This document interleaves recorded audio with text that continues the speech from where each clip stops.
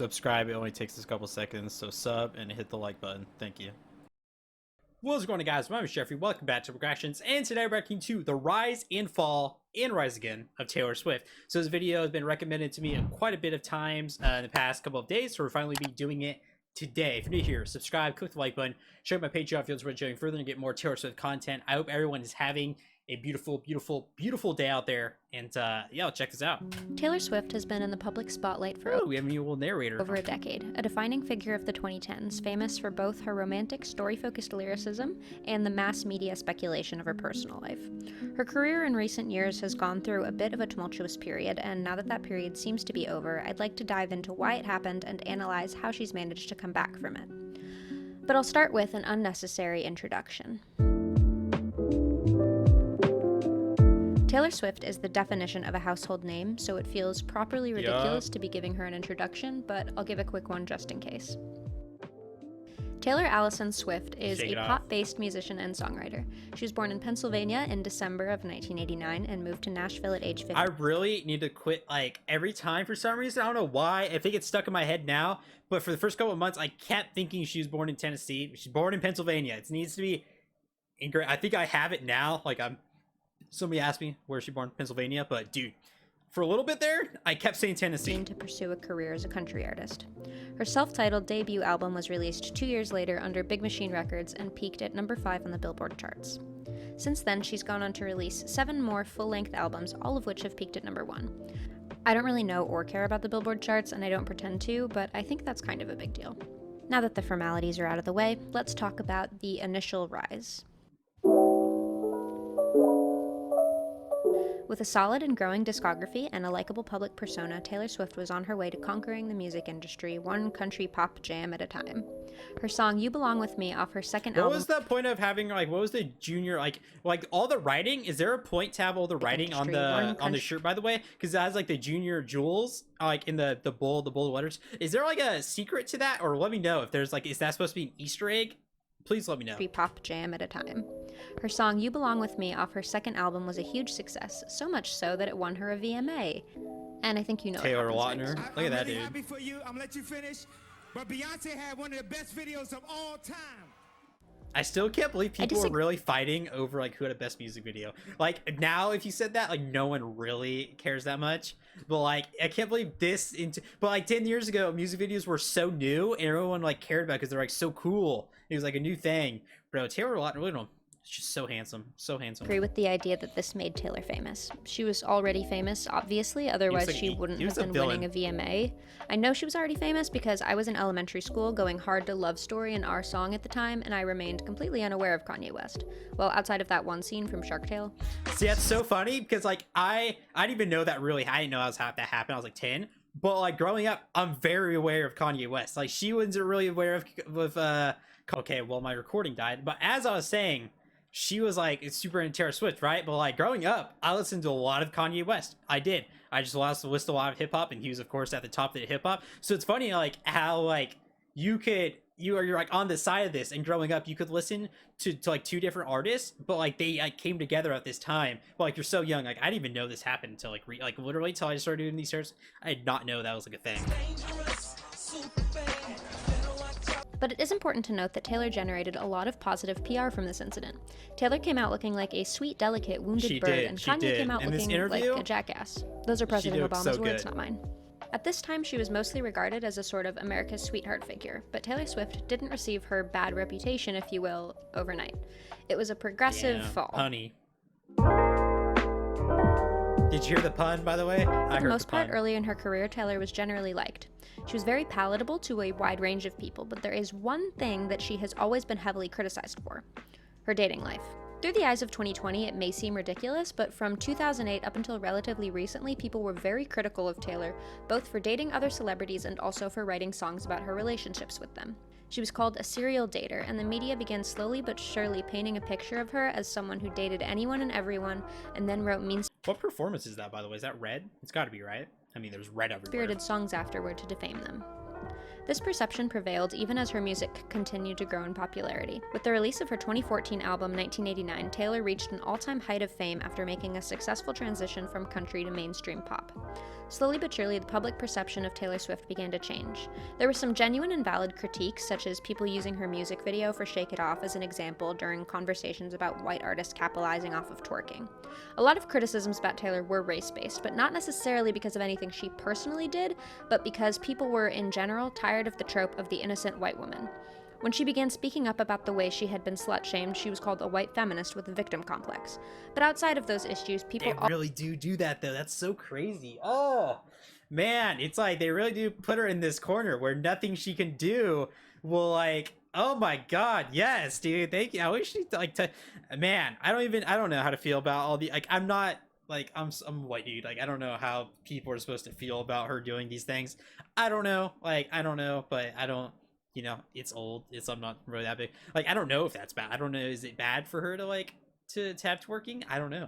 I would love everyone's thoughts, because I don't know. Like, I legitimately don't know if that should be look bad, or if it, because yeah. So someone teach me, please. I would like to know. But then also, yeah, like the white, there's a lot in that little part right there. If you guys want to, like, give me some, just, because I would like to know your guys' thoughts, because I really don't know how to feel about stuff like that. also began to regard Taylor as fake. Like, I don't know if people actually care about that, or if they're just attacking her just to attack, because, like, it's an easy thing to use to attack her. You know what I mean? She was criticized for her highly publicized girl squad. She was criticized for her body and thinness. She was criticized for making pop music. She was clearly that stuff's, like, not okay to criticize her called on. performative when she discussed sexism and LGBTQ plus rights, yet also criticized for not being politically outspoken enough, with many— That is so wild to me. Like, if I was her, I know a lot of people wanted her to, like, but, like, if I was her, why would you even, like, need to come, like, there's some things as a celebrity that you shouldn't even acknowledge, and that's one of them. Like, clearly, it's clearly not true, right? Like, if I was sitting there staring at that, even not listening to all her music, like, before I did all this journey, I would be like, yeah, Taylor Swift is a neo-Nazi. Sure, buddy, sure. Like, I feel like some things, like, you can't acknowledge everything, because people are going to create, if she acknowledged this, then those people would have just created a conspiracy, because it's all a conspiracy, right? Like, you can't really acknowledge conspiracy, because, like, people are just going to keep going with it, you know what I mean? So, like, I'm kind of glad she did just ignore that. Yeah. people assuming she was an undercover conservative. Her romantic relationships were scrutinized even further. She was labeled as petty, vindictive, and cold-hearted. The fall of Taylor Swift was a slow descent, ending in an abrupt crash. In February of 2016, Kanye West released his song Famous, featuring the infamous lyrics, "I feel like me and Taylor might still have sex." After a strong negative So wild to reaction me. from Taylor's friends and fans, Kanye That's released so a wild to statement me. saying that Taylor approved of the song. Taylor's reps stated, quote, Kanye did not call for approval, but asked Taylor to release his single Famous on her Twitter account. She declined and cautioned him about releasing a song with such a strong misogynistic message. Taylor was never made aware of the actual lyric, I made that bitch famous, end quote. So Taylor- he was gonna say I made her famous, right? And she was cool, and then he added the B word, right? And I think that's the only. I don't even think she had knowledge over, like, the sex part. I'm not too sure if she had knowledge. Wasn't he literally with Kim Kardashian, by the way, too? That's so wild to me that, like, Kim Kardashian's sitting there like, go honey, go, yeah, you guys still might have sex. Taylor then went on to win the Grammy for Album of the Year, where she made thinly veiled comments about the situation. Kanye West's wife, Kim Kardashian, then released a video onto Snapchat that appeared to show Taylor indeed approving the song. Taylor released a statement saying that she never heard the full song and that she was offended by being called that bitch. And then she delivered her infamous line, I would very much like to be excluded from this narrative. I brought up By the way, is that crazy? Like, the fact that, like, she had, like, the VMA and she's like, I want, like, that's so just perfectly done, man. Very much like to. Like, after, like, being able to appreciate her, like, and seeing, like, all the context of it, it's like, I like watching, like, some of these music videos and some of these performances now back again after I've watched them now on this channel, and just, like, to see, I, like, appreciative even more, you know what I mean? Because now I really understand the context of all of them. At first, when I was doing all these videos, I didn't understand I was gaining it, you know what I mean? But now, looking back all this stuff, it's like the context is so sick to Be me. excluded from this narrative. I I brought up earlier that a lot of the disdain for Taylor Swift was based on racial politics. I say this because her conflict with Kanye West painted her as a white woman using her privilege and lying to villainize a black man for her own gain. I'd like to point out here that this does happen frequently in our society. The most recent public example that comes to mind is the Amy Cooper situation, wherein a white woman was walking her dog and called the police on a black man for simply telling her the dog needed to be on a leash. She then pretended that the man was assaulting her or threatening her to the 911 operator. This is a scenario that happens all too often where white women will use the racial stereotype that black men are aggressive or dangerous to their advantage. I wanted to bring this up because I think it's important to acknowledge that this is a societal issue that ties to the overarching issue of systemic racism. And I do believe that many people who were angry with Taylor Swift at the time were acting on the belief that she was genuinely lying and villainizing Kanye West as a black man as her own publicity strategy. And if that were the case, which it appeared to be at the time based only on Kim Kardashian's video, that was a valid stance to take. I think that is valid, but like, even me listening to his music growing up, and like, we all knew he was a terrible person. Like, I know, like, it's because like it is like a real like societal issue where young black men are like aggressive, and that's why police shoot them, and they're scared for their life, etc., right? But like, we all knew Kanye West is an awful person, just awful person. But it's like the way he like went about is like, I'm friends with her again, and then she turned on me. That is the weirdest saga of all time. However, recently, the full video of Kanye and Taylor's conversation was leaked by an unknown source, and the conversation does give more credit. Do we know who leaked it yet? Credibility to Taylor's statement. I forget. In the video, he tells her two different versions of the same line. One going, I feel like Taylor Swift might owe me sex. And the other, which he ended up going with, I feel like me and Taylor might still have sex. To which Taylor said the former would cause more feminist outcry. He also said the line, What if later in the song I was also to have said, I made her famous? Is that did you say that? Yes, it might have happened. He's so egotistical. Like, you see him smiling about it. He's so proud of it. But like, he knows it's bad. Like, look the way he's like talking to her about it. Like, he's like kind of like ashamed. Like, he's like laughing because it's so awkward. Like, it's so awkward. He's like, ha ha ha ha, and she said, oh God. He knows. Like, he's sitting there like, he has trouble sitting there telling her over FaceTime what he's about to use in the song, and he's like ashamed of it. You can just see it. You can feel it, man. You can feel it in the video. Well, what am I gonna do about it? I like that. Do the hair flip. It's so awkward. It's just kind of like whatever at this point. Yeah. But I mean. And she can clearly not, like, she clearly doesn't like it, by the way. Literally, these people not have any social, I guess they're celebrities, they might not, she probably doesn't have social skills, honestly. You gotta tell the story the way that it happened to you and the way that you experienced it. Like, you honestly didn't know who I was before that. Like, it doesn't matter if I sold 7 million of that album before you did that. He's not hearing anything she's saying. I mean, I need to think about it because I just need to, like, you hear something for the first time and you just need to think about it. Yeah. Because it is absolutely crazy. I'm glad it's not mean, though. It doesn't feel mean. It's crazy how you can hear how uncomfortable she is with it, and this dude's just so oblivious. I mean, maybe he's like literally purposely being ignorant about it, and he can tell.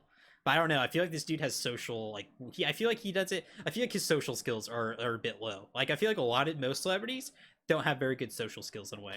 But, and they like socialize through their music. I thought it was gonna be like that stupid dumb bitch, like, but it's not. I think this is the most telling moment of the video because it does corroborate her story that she never heard the one line that offended her. She also asks to be sent the finished song. The full video is over 20 minutes long, and you can go watch it on YouTube if you'd like. I'm gonna watch the final video. I think based on the new evidence that the narrative of Taylor purposefully victimizing herself sort of falls flat. Many people laughed at the idea that she would be so offended by being called a bitch, but after almost a decade of slut-shaming and specifically saying that she didn't want to be called that word, I can see why she would have such a strong reaction to the song. I feel like too, she wasn't even that, like, she's hurt by it, but I think also too, the fact that like they were like getting along, and it seems like he was like, oh, I'm so sorry, and he apologized, and they were getting along. If he like turned on her again, like he turned on her so quickly, and then try to accuse her of being a liar and doing all this, like, like so many, like I feel like that one's it. Like of course she was like offended. I'm sure I would be offended to be called that. But it was like multiple things of him like really turning on her again. Like why, man? He's so complicated. While the conversation about the dynamics of power when it comes to racial injustice is incredibly important, it's also important to discuss how power dynamics are shaped by misogyny. Yeah, but right is right and wrong is wrong. And it's no one's right to tell a woman how to react when she's called a misogynistic name by a man, and then has to hear it repeated and applauded by that man's fans. Now, this may be a controversial take, but I do think it's entirely possible that this was initially a case of miscommunication. Kanye did call her for permission, and Taylor did approve part of the lyric and seemed receptive to being sent the song. On the flip side, Taylor did not hear all of the lyrics, denied launching the song, and was never sent the completed version. I think it's possible that both parties thought they were correct. But whether this was a case of simple miscommunication between two artists or something intentional, I feel like he's being purposely ignorant about it and is like trying to get through it. But you know, if you ever talk to someone, like, yeah, I'm sure we all have friends that are like, it feels like they're willfully ignorant, and you're just like, dude, come on, like, what are you like, I'm explaining to you, like, or just like you pick up on gestures, like maybe he just socially like just doesn't understand things. I feel like he might, you know, I don't even think he's listening to her, honestly, really. Intentionally nefarious, it didn't matter. Even if Taylor did have a solid defense for herself, it didn't matter. The damage had already been done. Hashtag Taylor Swift is over party was trending worldwide. Taylor's social media was flooded with snake emojis. Memorials of Taylor Swift's career were painted. No and Taylor shot. herself seemed What? to disappear entirely off of social media for a year. It wasn't really until August of 2017 that she would make her comeback. I'm shook. That's a real thing. Taylor made her return to social media with a video of a snake. She immediately followed that up with the drop of her single, What a Look What You dope Made Me comeback, Do. man. Her sixth album, Reputation, followed 2 months later. While the initial single release was controversial and garnered some social media criticism, the album was ultimately a massive success. It peaked at #1 and yielded her first all-stadium tour with 2.8 million in attendance. Reputation was widely regarded as Taylor Swift's comeback album. She brought a new sound to the table, a new attitude, a new outlook on the world, but with the same classic Taylor Swift songwriting. I think with this album, most people, myself included, came around and developed not only an appreciation for her music, but specifically a respect for her ability. It's a rarity in the mainstream pop world to see artists have such an all-encompassing creative control of their own work. While most pop artists are vocalists first and foremost, Taylor truly shines in her songwriting, which I think is mainly responsible for the tremendous support she received when she spoke up about her former record label selling her masters to Scooter Braun. All artists should have ownership over their work, but it seems exceptionally heinous to take that ownership from an artist who is known for their creativity. No matter what your opinion on Taylor Swift, it's evident that she's adept at adapting, at staying relevant. Time after time, she sheds her skin and emerges as someone who somehow seems new and fresh while staying familiar. If I had to describe the key to Taylor's success, it would be this. She is the queen of the pivot. Taylor Swift is a master at pivoting, at taking what she's built and twisting it until it seems new. At the beginning of this video, I described her as a pop-based musician. I say this because all of her music has elements of pop, some more than others, but all with a little bit. Her debut album was her most country album. She had a song called Tim McGraw and a voice like she grew up in the deepest depths of Alabama. For her first 3 albums, she slowly turned up the pop and shed layers of country until by 1989 she was a full-fledged pop star. When she was canceled, she used the iconography of a snake, an image that once spammed her comments all over the album and tour iconography and merchandise. She turned the weapon. I still want to know where I was during all of this. I literally was so oblivious to all of this happening. Against her character into a marketing campaign. She regularly writes songs from a warped perspective to satirize the media portrayal of her. And when she'd played out the dark and edgy aesthetic of Reputation, she came back with rainbows and butterflies. Dude, that scared the... Oh my god. And now here we are in the summer of 2020. Fuck. Taylor is once again #1 in the charts, but this time with Folklore, an alternative indie folk-inspired record.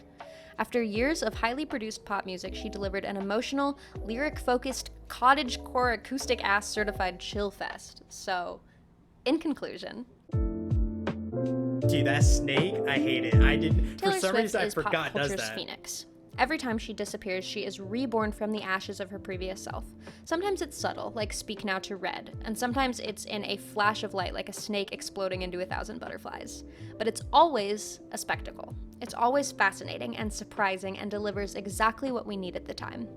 And I, for one, will be anxiously awaiting what comes next. Yeah, that was a really good video. Very good, very good, very good. I enjoyed that, actually. So, yeah, go check out this person's music, by the way, whoever made this. Go check out their music for sure. If you're new here, subscribe, click the like button, check my Patreon if you want to support showing further. Let me know your guys' thoughts in the comments section below, and I'll see you on next.